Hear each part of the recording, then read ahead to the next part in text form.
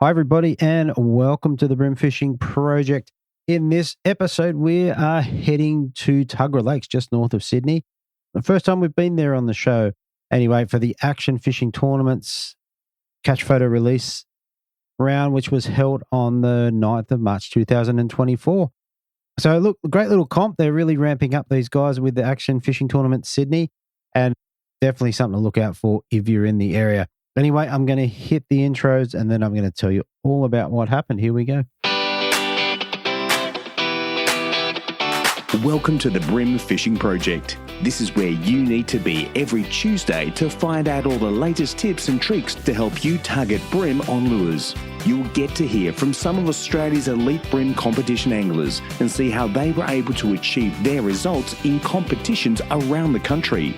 Now, here is your host, the 2019 Hobie Kayak Fishing World Champion, Andrew Deeth.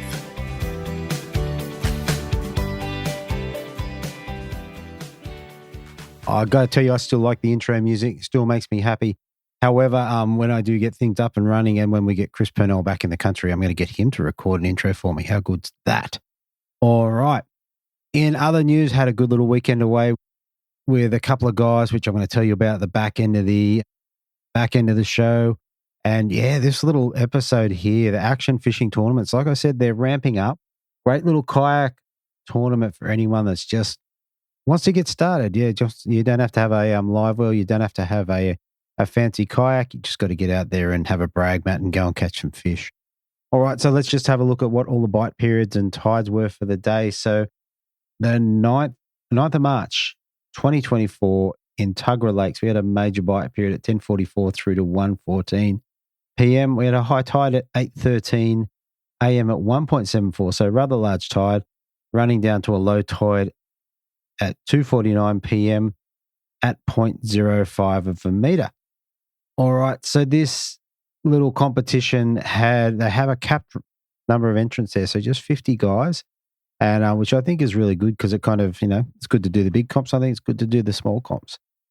Anyway, the winning bag, so being a length competition, was 104.5, which went to Glen Allen. And I'll go through the others as we get into the show. But the one that not part of the show, but definitely worth a mention, is Kane Murray. He got the biggest fish of the day at 36.5 centimetres. Now, I messaged Kane to find out, how he caught his big fish. Anyway, what he said was a bit of a struggle to find some of the big fish on the Saturday.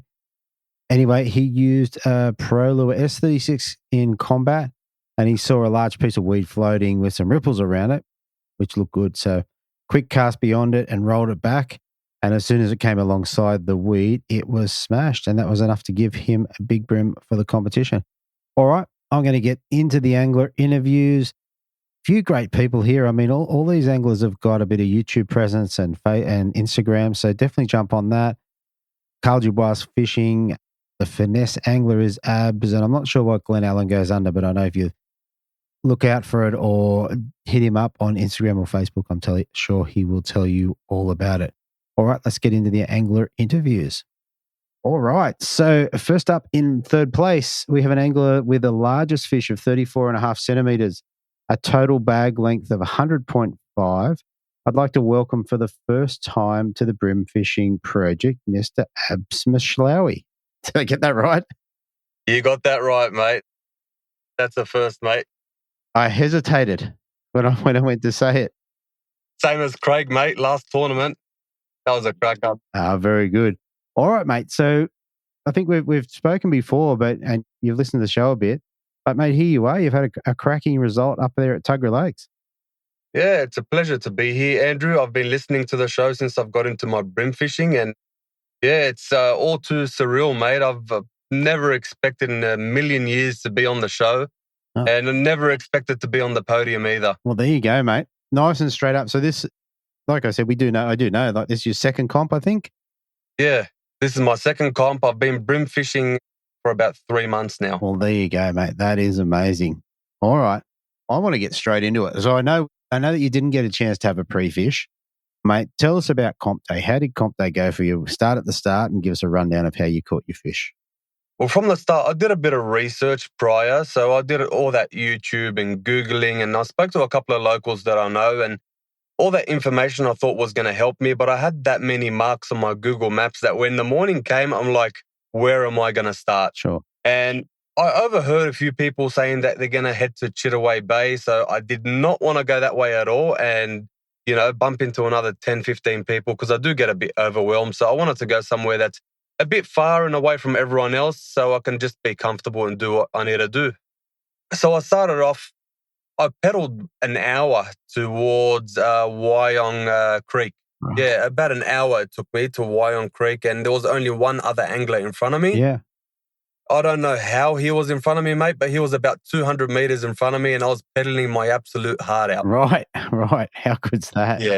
Yeah. So my original plan was I was heading to Rocky Point, and on the way to Rocky Point, I veered off a little and I said, you know what, I'll head to Wyong Creek. I wasn't going to go into the creek, but I came across a weed bed and I said, this is what flats must be. So I saw the weed about a meter under me, and I thought I'd have a couple of casts with the OSP bent minnow. So I had a couple of casts and I didn't feel it because that's the first time using an OSP bent minnow. Usually I use a slippery dog and I do quite well on it. But the OSP, I don't know if I just didn't know how to work it well or whatnot, but I said, you know what, I'm going to go with what I know.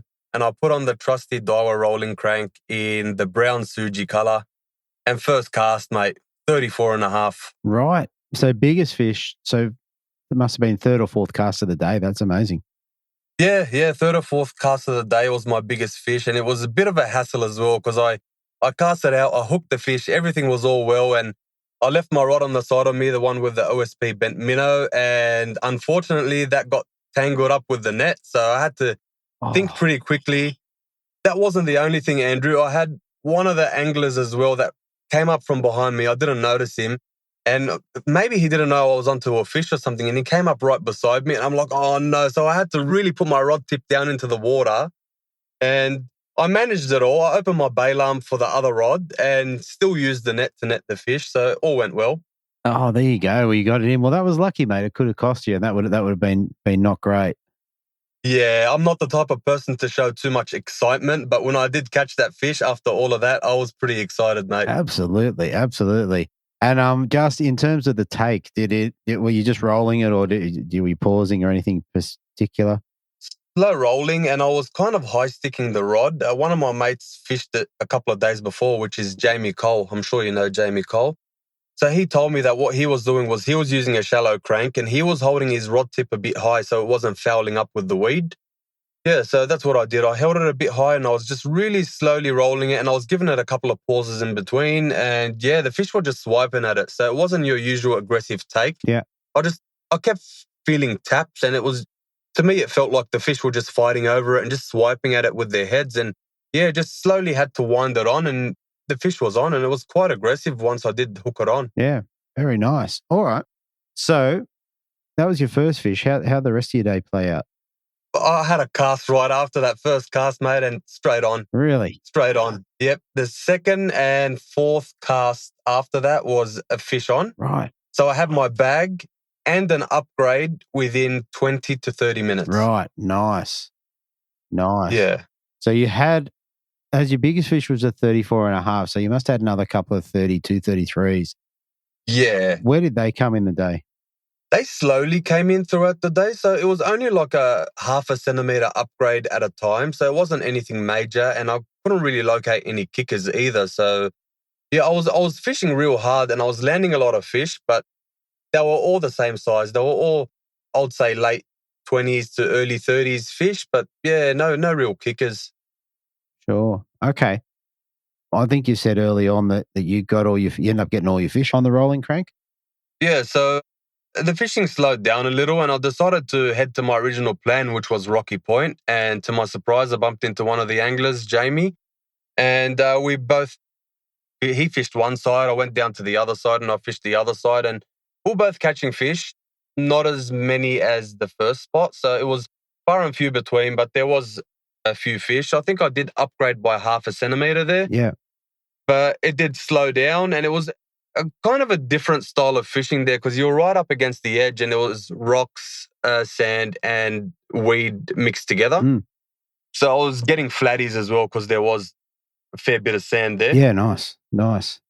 With the rolling cranks, I was curious to know how you went with your hooks, whether you had to change them out or how that looked.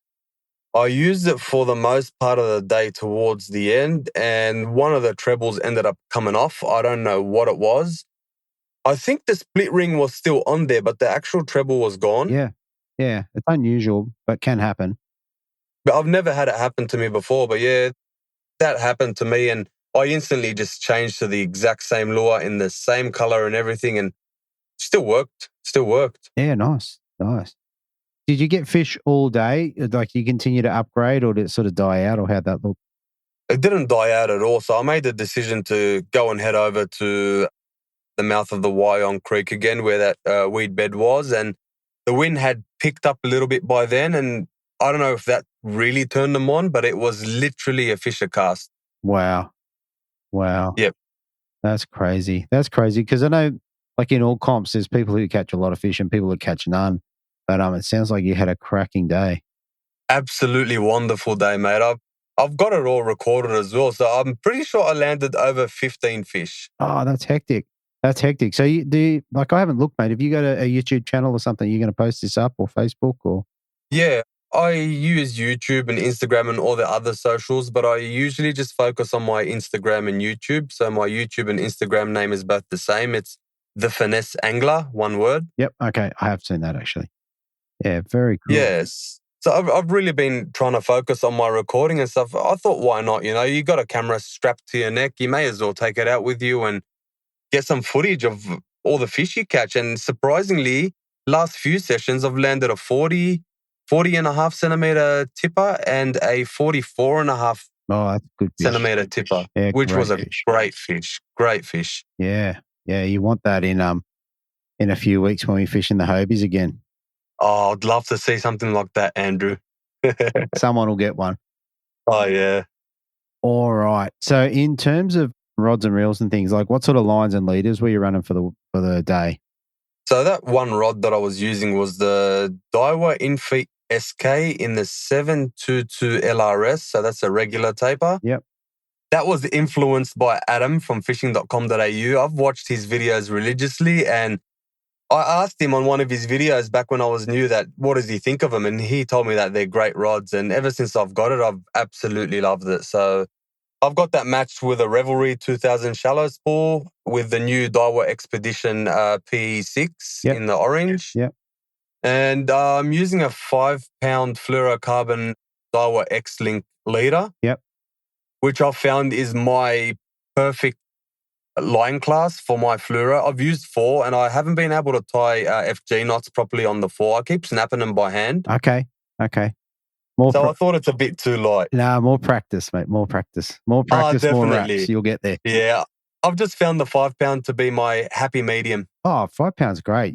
You are that exactly what you say, a medium where you got a decent amount of pulling power, but you're also very finesse. So definitely. Occasionally I do go 6-pound for things like structure or even top water. You know, you never know when you're going to hook onto a salmon or a king, which has happened to me a few times as well. Sure. So I do go 6-pound occasionally on my top water lures and my crabs and mussels and the likes of that. Oh, very good. Very good. All right. I reckon that covers the fishing pretty well. What did you get to take home for third place in your second competition? Third place was $250, which was such a surprise to me, Andrew. I really didn't expect it at all. Yeah. That's awesome. That's awesome. And you edged out Ryan Honeybrook by 2.5 centimeters, and Ryan's won the last 2, mate. So you've done very well. Yeah, I saw him on my way back to the boat ramp, and I had a chat with him, and he told me that he was in the high 90s. I think he said he was. And Yeah. That's right. He did quite well, and like I said, he won the first 2. So, and then to come fourth in the third one in the third comp is pretty amazing. Yeah, he's a good angler. Definitely a good angler. Definitely. All right, mate. That is brilliant. Before we head off, is there anyone that you want to give a shout out to? There's a couple of people I want to shout out to. Firstly, James from HWS. I'm not sponsored by anyone or anything, but I'll really like to give him a shout out. Just he's looked after me from day one. I've gone and seen him for everything that I've needed, and he's had everything there for me. And when he doesn't have it there, he's so quick to act and look after me. So that was one reason why I did keep going back to HWS, because he's a great guy. Yeah. He's a great guy. Yeah. And I had an issue with my 360 Mirage drive, which he supplied me with one just to use for the comp. So hats off to him, mate. Yeah. Yeah. James is great. Yeah. And Adam from fishing.com.au, he's always encouraging me on all my videos and inboxing me, and we've spoken a few times. I've bought a whole heap of lures from him, and his service is really great. Yeah, that's absolutely fantastic. All right, mate, I want to congratulate you. Second comp on the podium, I reckon, is really fantastic. And only fishing, although you've been a fisherman in the past, only fishing for bream for a relatively short amount of time, I reckon that's fantastic. So congratulations and hats off to you. Thank you, Andrew. It was a pleasure speaking to you, mate. I really didn't expect to be on the show for years. Well, there you go, mate. You've already cracked it. And, mate, I'm sure I will see you at hopefully both the Waterway rounds. Definitely, Andrew. I hope you will. And I hope to see you soon, mate. No worries. Thank you. Thanks, Andrew. All right. Fishing.com.au, your one-stop bream lure and tackle shop. Pick up the latest tackle, including Muscle Vibes, Cranker Crabs, OSP Bent Minnows, Z-Man Plastics, Eco Gear Lures, and Daiwa Rods, Reels, and Tackle. Same-day shipping. Shop where the world champion, the Australian champion, and the current ABT champion shops. Fishing.com.au, online or in-store at Shop 18-29 Kiora Road, Miranda. Now, listen, as this goes to air on the Tuesday, I reckon if you want some stuff before the long weekend, you want to punch that order in straight away. If you can get it in on the Tuesday, I'm sure it's getting to you. Maybe it's not, but it probably is. Anyway, definitely jump online and have a look. A couple of things which still make me happy about his website is the Imakatsu Adventure Crawler Vazelle 3D. So it's a big mouthful, but basically what it is a big surface walker. What is amazing about this lure is how well it casts. It does fly through the air. Sometimes it does do a bit of a turn, but they definitely go a long way, which I think is important on surface. And as we get back into the winter months, so we're now, pushing in towards April. Anyway, you got Cranker Crabs in stock, heavy and light. Definitely have a look at those. And of course, once again, the Stick Minnow 38mm sinking stick bait that, was made famous all those years back by Steve Morgan. Adam's got his version of that there. Jump online and get some of those in your kit. All right, so in a second place with his biggest fish at 34 centimetres with a total bag of 101.5 centimetres, I'd like to welcome back to the Bream Fishing Project, Mr. Carl Dubois. Welcome, mate. How are you, Andrew? Thanks very much for having me back here. It's nice to be back. Mate, it is. Mate, you've done quite well for yourself. Yeah, it was a great weekend. It was a location I hadn't fished before. So, yeah, I was really pleased, really wrapped. Yeah, and the one-day comp's definitely a little bit less stress on everything. Just duck up there and do it and come home. Get up and do it. The great thing about it is it's a nice early start. It was going to be start at 6, but it was still a bit dark, so I think it was like 6:30. Mm-hmm. And then we were back at 1 o'clock, and, well, we had to be back by 12:30. As long as you're in the line by 1 o'clock to submit your photos, it was all good. So a great comp. 50 people, sold out. Fantastic. Well, there you go. All right, mate. So you said it was a location you haven't been to. Tell us how you went about preparing for it. Yeah, so I sort of hadn't been there. I'd fished Chittaway Creek with a bunch of the guys going back over a year ago, but hadn't fished Tuggerah Lakes at all. So obviously, first thing, as I always do, you jump on 6 Maps or Google Earth and have a look at the location. I had heard that the fishing is fantastic up around here, the Budgewoi area, but that's a long hike. And with a shortened format, there was no way I was going to go that far. So I jumped on and worked out some distances. Obviously, I looked at the islands near the front. One of them's called Kilkeen Island. There was the flats out of Chittaway, and there's a big bay that stretches all the way up, I think, towards Wyong Creek or Wyong River. So they were sort of like going to be my target areas. Yeah. And that was going to be my plan of attack. I had heard that if it's going to be windy, it can be quite treacherous because it's only a very shallow lake. But the weather conditions were good on the day. So yeah, okay. I thought I could maybe do a few miles if I needed to. And I did. Fair enough. I did need to. And you did. And you did. Or maybe we can answer this as we go through the interview, but I want to find out how those spots that you looked at on Google Earth and Six Maps, how that kind of played out, whether it helped or anyway, we'll come back to that.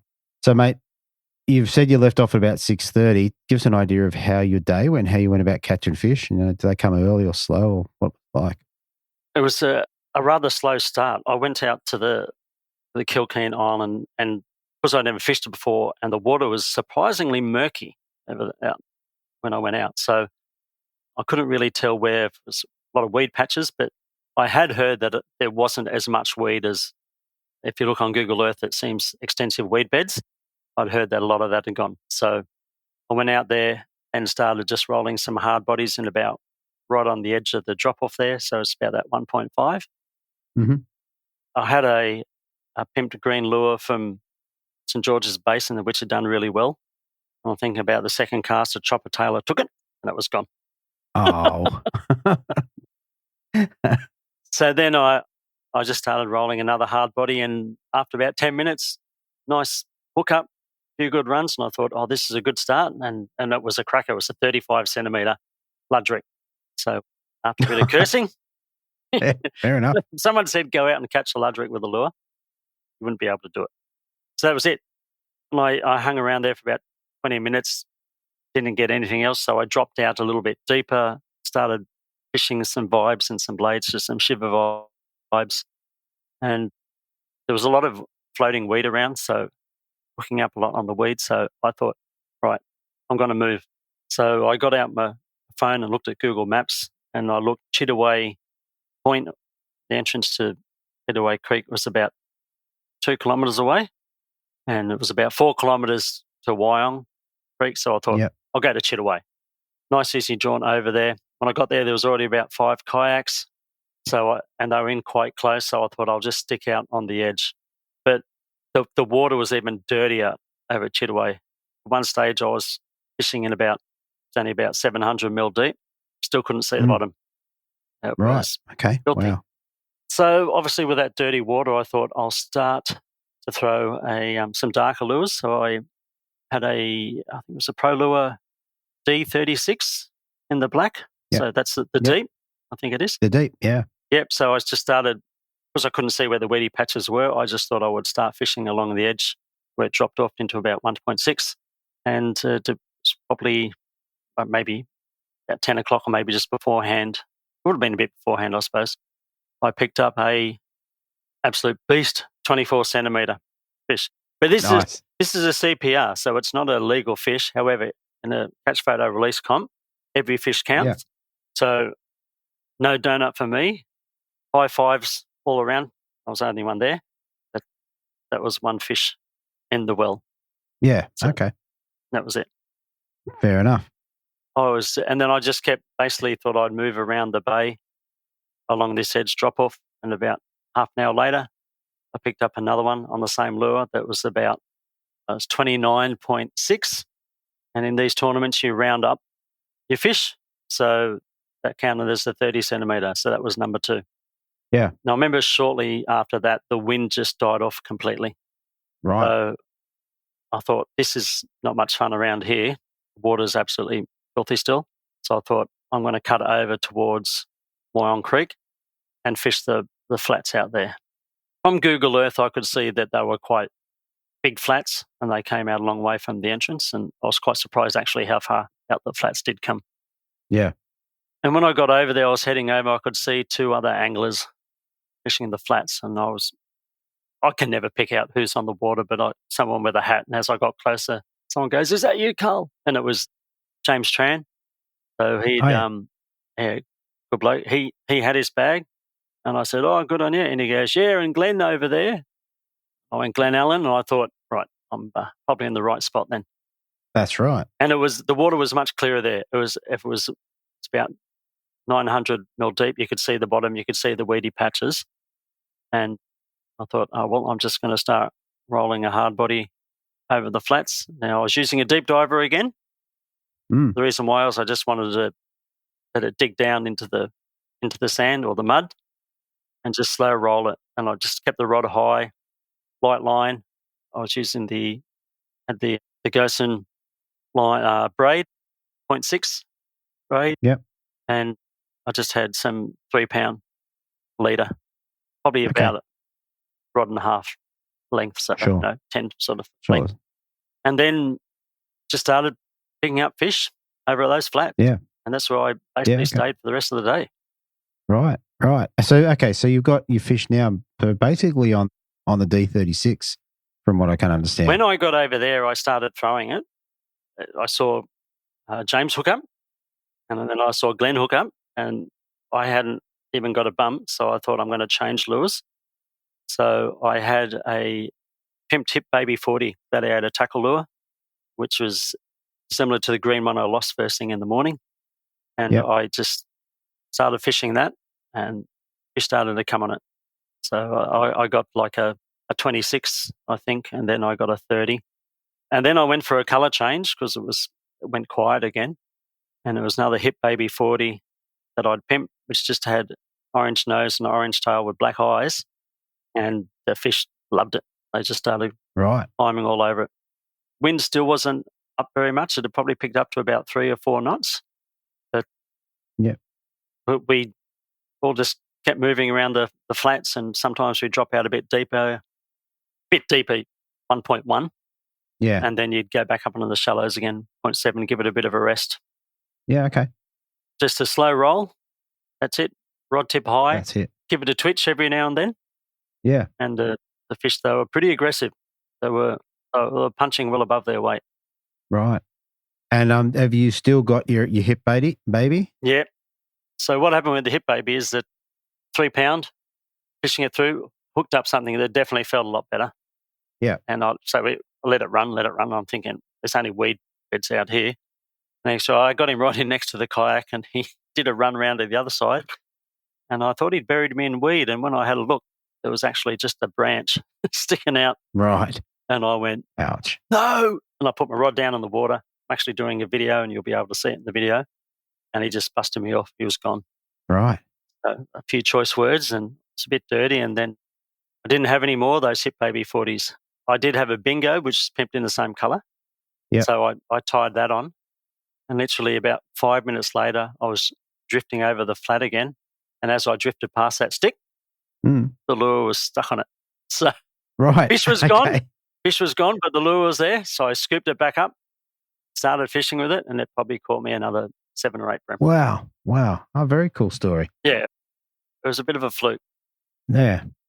Way to go. Oh, there you go. But for some reason, that colour, I have fished that lure before a few times and haven't had any luck on it. But today, I probably could have thrown anything. I don't know. Yeah. But I wasn't going to change it because it was working. Yeah, it reminds, like I haven't seen it, but it sounds like an old colour by Cranker. I think it was by Cranker called Barbecue. I think it might have been. I don't know.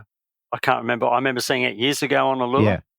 It's a real simple pattern. Like for me to paint it, it takes me 2 minutes. Yeah. Because there's little orange on the nose and the tail and black eyes. Yeah. I think in my post on Facebook, I think there might even be a photo of it. Okay, cool. So anybody wants to go and have a look? Yep. So you can go have a look. So just Carl Dubois on Facebook. Yep. Just look for me. Look up Carl Dubois Facebook, and in probably within a few days' time, I'll have the video out on the tournament. Ah, very good. So showing the lure and all the fish that I caught. Ah, very good. And so the wind started to pick up a little bit there, which I thought might have brought some bigger fish on the chew, but it didn't. But I slowly upgraded and got my way through to, I think my final bag was 2 34s and a 33.5. Right. Okay. Which changed me. Now, what was interesting is that Glenn Allen, because he was in the area and I'd spoken to him before, and I think he said he had a 35 and a 34 and something else. So I figured he was still in front of me. And he did keep saying, we might have to start heading back soon because, I don't know how long it's going to take. Yeah. I think he just wanted to get me off the flat. Oh, he might have. To tell you the truth. Yeah, he might have, There was a couple of other anglers in the area, but it's an extensive flat, so we weren't crowded. I think Ryan was one of the guys. I think Ryan came fourth. Yeah. He's been storming through this. Been on fire. The tournaments. Oh, he's got 2 firsts, and, he was very close to getting a top spot again. But we smashed him. He was back and forth, I think. Yeah, that's G'day, Ryan, if you're listening. Yeah, that's it. He was back. 2.5 centimeters behind third. Oh, it's way back. Way back. You've got to catch a lot of fish to catch that up.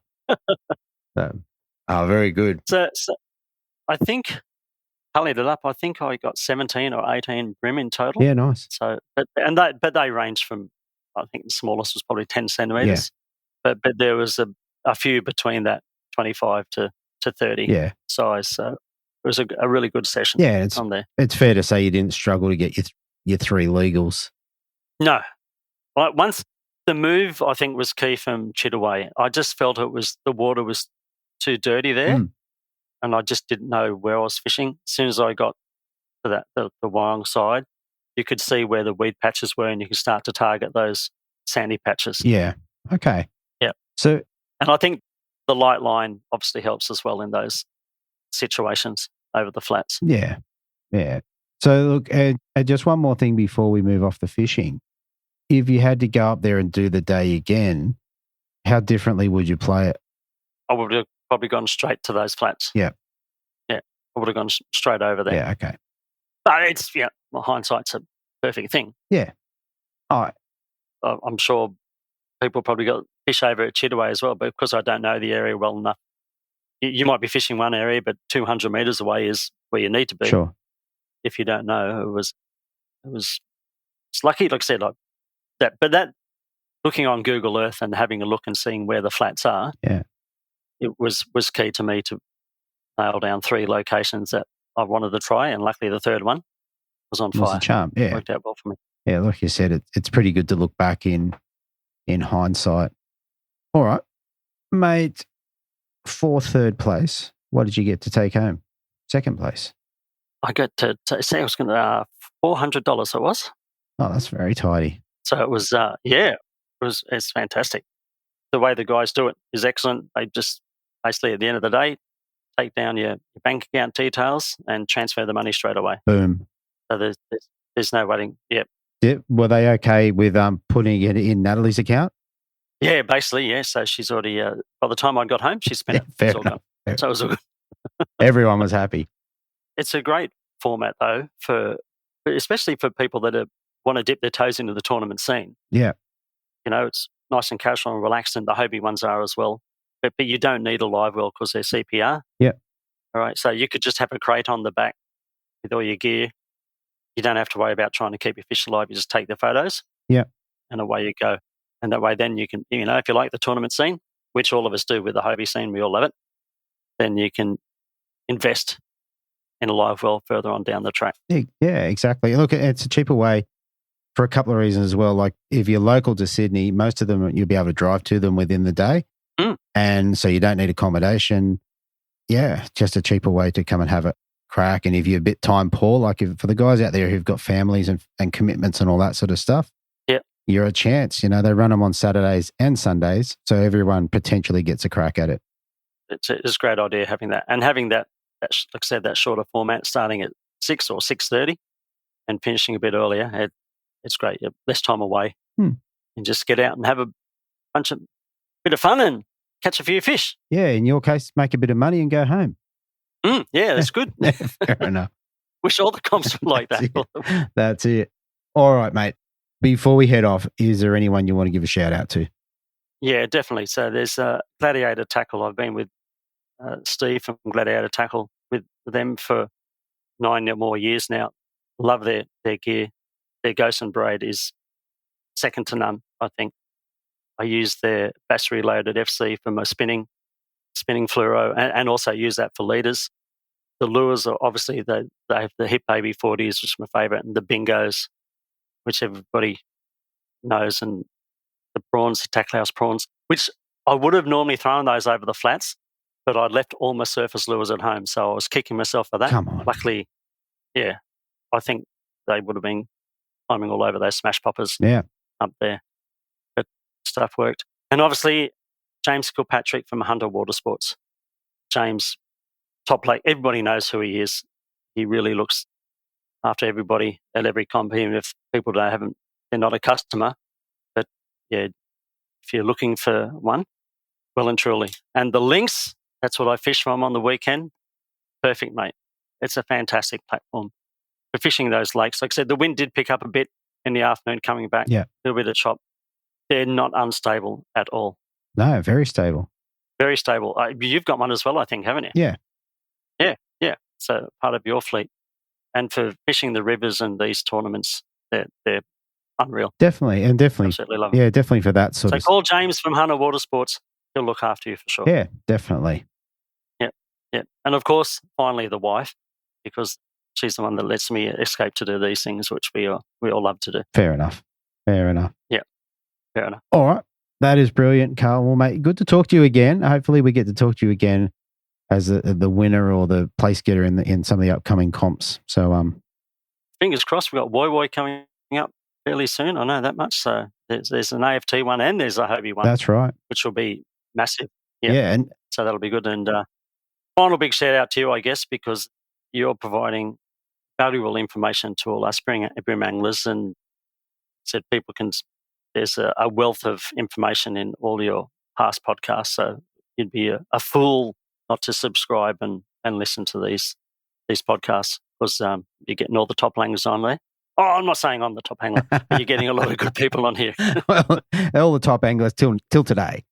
Until today, yeah, until today. Every now and then you've got to get a lucky one on here. So Exactly, mate. That is absolutely brilliant. And, mate, I look forward to seeing you at the next rounds, including the AFT, which I would say to people, this is going to start to fill up really fast. So I'd suggest that once the AFT opens their entries, you enter, because 50 spots is going to go really, really quickly. So jump on it or miss out. Yeah, definitely. Yeah. The guys at AFT are doing a great thing. I think it's a great niche tournament in the Sydney scene. So, yeah, you get on there, jump in. You'll learn so much. You'll have a great time. Sounds good. All right, Carl, mate, I will talk to you again soon. Thanks for coming on. Thanks very much, Deethy. See you, buddy. All right, hws.com.au. So look, if you're in the market for a new fishing kayak or looking to make some upgrades to your existing kayak, or possibly looking at kayak fishing tournaments, then HWS is the place to go. They've got a full range of Hobie kayaks, stock the latest kayak accessories, and are really dialed in when it comes to the best kayak fishing setup for the casual fisher and the tournament angler. hws.com.au, online or in store at Shop 3/638 Pacific Highway, Belmont. James offers free delivery on Hobie kayaks across all Greater Sydney, Central Coast and Hunter. Now, with the HWS website, I jumped back online there to have a look, and this is one thing that I have promoted in the past, and it is the Lovick kayak fishing dry pants. So at the moment, they've got version 3 there, ranging in price from $125 to $164, including GST. These things, honestly, they're mint as we come into the winter months and you want to keep yourself dry and or warm. These things are the way to go. Anyway, you can check them out at hws.com.au. Okay, so coming in first place with the biggest fish of 35.5 centimetres and a total bag of 104.5 centimetres in first place, I'd like to welcome back to the Brim Fishing Project, Glenn Allen. Welcome, mate. How you going, Andrew? Mate, here we are again, mate. You've had another win. Yeah, it's pretty good. Pretty stoked on the home water. On home water? Yeah, mate, I would have been disappointed if I donated there. That was good. I would have thought so. I would have thought so. Mate, so this is your local waterway. So obviously over the years you've fished it a lot. I want to get straight into it. Tell us a little bit about your pre-fish. Yep, I went down there a couple of weeks ago for a quick one in the Arvo to where I used to fish, and all the weed had gone. It all died off, and I was a bit like the basin when we went down there, and I was like, oh no, where's all my spots gone? Yeah. But I had one out the back near the islands, which I went to, and got a few pretty good fish there pretty quick. And I was like, oh, that's good. I'll keep that spot. If it's too windy, I'll go there. And then I went home and I was thinking, man, I'm going to have to go somewhere else and find some more fish because, everything's changed. So I went back on the Sunday before and put in over at Wyong, over near the creek there. And I've got a really good spot over there that fishes really well. And I went into that spot, had a look, paddled all the way up to Chittaway, and I was catching fish all the way, but they were all between sort of 25 centimetres and 30 maybe. Sure. And I thought you're going to need bigger fish. And I was on my way back, coming up to Wyong. I was going to go back in the creek, and then I went out onto a point that used to be covered in weed, really thick weed, that you couldn't even get through. Yeah. And I thought, I'll just go have a look out there and see if the weed's gone off there. And, no weed there. and a really good looking shell bed type flat. Yeah, okay. Cut little patches still there, yeah. And had a few casts there, and it was a Fisher cast, same thing, like was in the comp. And I got a 36 there and a few 31s, 32s and stuff. And I thought, right, I'll come back here in the comp. Definitely. if I can, because with that wind in Tuggerah Lakes, there's no way you get across from the entrance with even a little bit of wind half the time. So Okay. It's just a shallow waterway. And one more question. So being your local waterway, like not on comp day, but normally would you go down there with surface or plastics or hard bodies, or what's your sort of go-to there? Normally plastics. It gets a lot of that floating weed on the surface. So, yeah, mainly plastics. But if there's no weed, I'll throw a hard body. There's a bit of wind or, something like that. It's only the deepest part in Tuggerah Lakes is only about 2.5 metres deep, unless you go right up north. Okay. So it's only a shallow lake. But, plastics work really good there. And then, cranks if you can use them. Yeah, okay. And with the plastics, if there's heaps of weed around, do you have to put them on a worm hook, or are they jig heads, or how's that look? I still try and use a 1/28 jig head, hidden weight. But if I'm still getting weed, same thing. I'll go to like a worm hook and a gulp prawn, something like that. Yeah, if it's too weedy. Yeah. All right, mate. Comp day, we had a talk leading up to this. So, mate, tell us about your day. You got off to a pretty good start. Yeah, I straight away I wanted to get over to Wyong, and it's about an hour paddle. So I headed straight over there. There was no wind, blast out. And I went straight to the spot I pre-fished. I thought, I hope they're here. Otherwise, I'm going to go up the creek and fish in the snags, because I knew there was fish in there as well. And, I had first cast and got a fish. I went, okay, they're here. Yeah, second cast, another fish. Third cast, another fish. 3 casts. And so 3 casts. And I thought, how good's this? And they're only pretty small, but it was a good start. And then, Yeah, and what lure did you start with? Now, I started with a hurricane in the UV prawn. Oh, yeah. I had a deep on, and the idea was just to bump that into the bottom and stir up the sand. Yeah. And that worked really well. So yeah, 3 from 3 is a good start. Did you find and throughout the day, this is probably a better gauge, were they sort of taking on the pause, or you just wind it back and they hit it halfway? I sort of do like a slow roll, so it's bumping the bottom, and then I pause and sort of wind the slack up, so it's floating back up a little bit, and just keep repeating that really slow. Yeah. Just so you can feel that lure digging into the bottom and stirring it up a bit. Yeah. And floats back up, and normally you just feel them tapping it, keep rolling it in, and they'll take it. So okay, but it was really good. Yeah, fish after fish, so it was awesome. Okay, so tell us how the rest of your bag come, because that wasn't your end 3. So how did you go throughout the day? No, I just kept fishing that whole area. If it quietened down, I'd change to another lure. I had a fish craft in like a muddy prawn sort of colour, or pearl shrimp it's called. I had that on, and I also had a hurricane sprat on. So I just kept changing it every sort of half hour or so, and I'd get fish doing that. Staying in the same spot, I think they get used to seeing the same lure. So just kept changing up. But I pretty much caught fish all day. Yeah, okay. It was unbelievable. And my idea was try and get a cracker, because I knew whoever was going to win in there was going to get a 40 and 2 small fish. Yeah. Because that's how Tuggerah Lake normally goes. Okay. But, yeah, no, that's all right. No, you didn't end up getting the 40, but you got a pretty consistent bag. I did. I ended up with getting up to about, I think I had 333s for a while, and I was thinking I still had to get that one bigger fish. I can get one 38, 39. Yeah. I was thinking I've got this in the bag for sure. Yeah. The 333s, and I thought I don't want to go in with 3 of them because they're going to think it's a bit dodgy in the photos. Yeah, fair enough. So I just kept casting, and then I got a 35, and I thought, okay, that's cool. Yeah, yeah. And then, going through all the fish during the day, I ended up getting the 3, I think a 35, a 35 and a half, and a 34 I ended up with. Yeah, okay. Which I thought would be, pretty good, pretty close if no one gets a cracker. Yeah, no, that's a solid bag. That's a very solid bag. Throughout the day, did you get most of them on hard bodies, or did you get a few on the soft plastic? Yeah, got most of them on the deep crank, because I did head out a little bit deeper as well. There's a little bit of a drop off. It went from about 1 foot down to about 3 or 4 foot. Yeah. So I was like fishing that edge and bringing that deeper hard body up that edge a bit. Okay. Yeah, it's pretty much a hard body. Done it all day pretty much. Yeah. Yeah, that's very good. All right. So in terms of lines and leaders and stuff, what were you running for the day?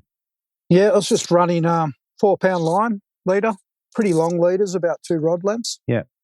I did have one with 6 pound that I threw as well. Didn't seem to bother them. Okay. Even though I was glassed out and the water was quite clear. Yeah. They're just on the bite. There's a lot of bait there as well, flicking about. Yeah. So I think they're in a bit of a feeding frenzy. Yeah. Okay. Yeah, that's really interesting. And what about Carl? You bumped into Carl on the water during the day? I did. Carl bumped into me probably halfway through the day. Yeah. I'm like, oh, here we go. And he pulled up next to me and he was having a bit of a whinge about his small fish he had.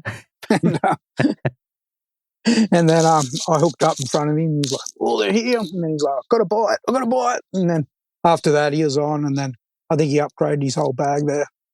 And I was getting a bit worried, thinking, oh no, don't get that big fish. Yeah. Well, he's got me. Definitely. I was going to say Carl's one of the guys that can definitely do it. Oh, yeah. I was definitely a bit worried. I kept checking the time and thinking, come on, hurry up. Either get a big one or something. But fair enough. Somehow I got lucky. Oh, there you go. All right, mate. I reckon that's a pretty good rundown. Yeah. It was good fun. Yeah, it sounds like a good day, mate. If you catch fish all day, it's a pretty good day. Yeah. Yeah, it was awesome. Really turned on. So yeah. I think I know I spoke to Warren, my brother, the day before. He went out for a pre-fish in the boat and he donuted in the morning. Really? Couldn't catch a thing, and he didn't get them until that wind sort of come up. Okay. So I was like, oh, okay, it could be a tough day, but no, it fished really well. Yeah, that's really good. It's good. Very good. Yeah. All right, mate. What do you get to take home for first place? $650, which is really good. They put it straight into your bank account. So yeah, that seems to make everyone happy. Everyone comments on it. So yeah, it's really good.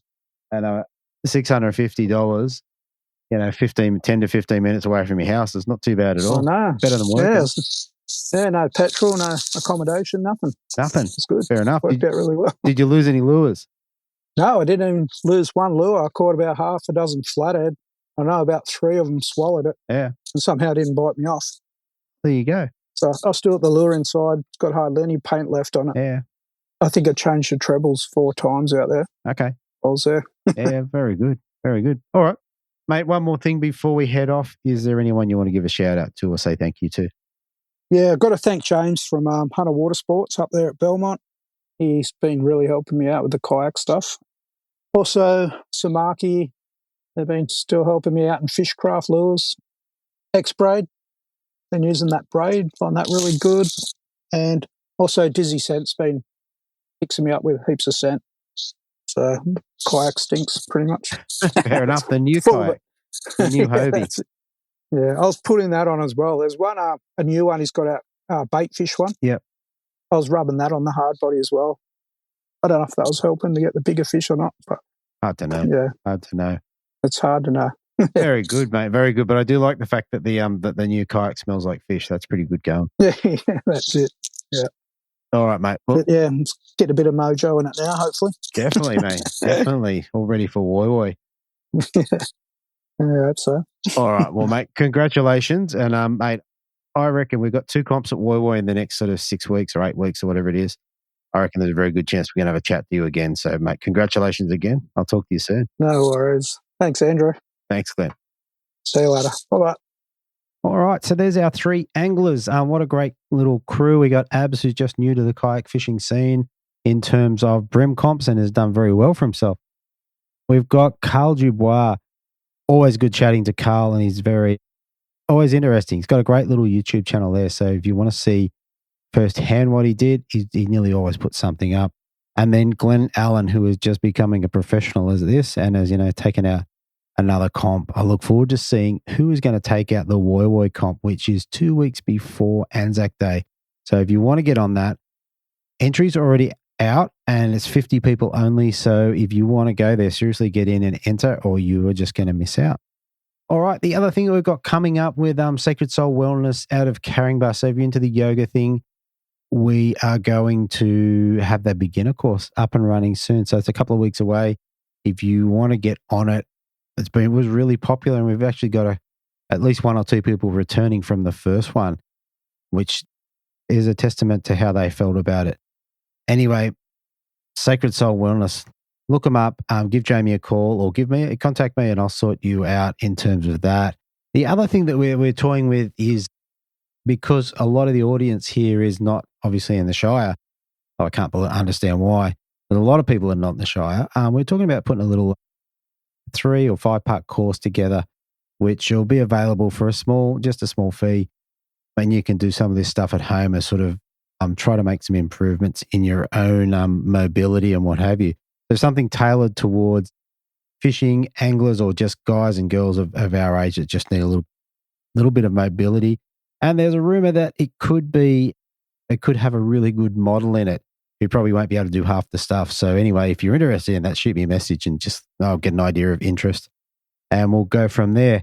Now, last weekend, I had the pleasure of going with one Andrew Eddinghausen and his brother Mick, as well as Damon, the cameraman, and we shot down the south coast. And so we loaded up the kayaks with some one-man tents and some camping equipment and all this, and we paddled about 10K upriver, chasing bass and with a bycatch of carp. We got some really good carp. They were pretty easy at times.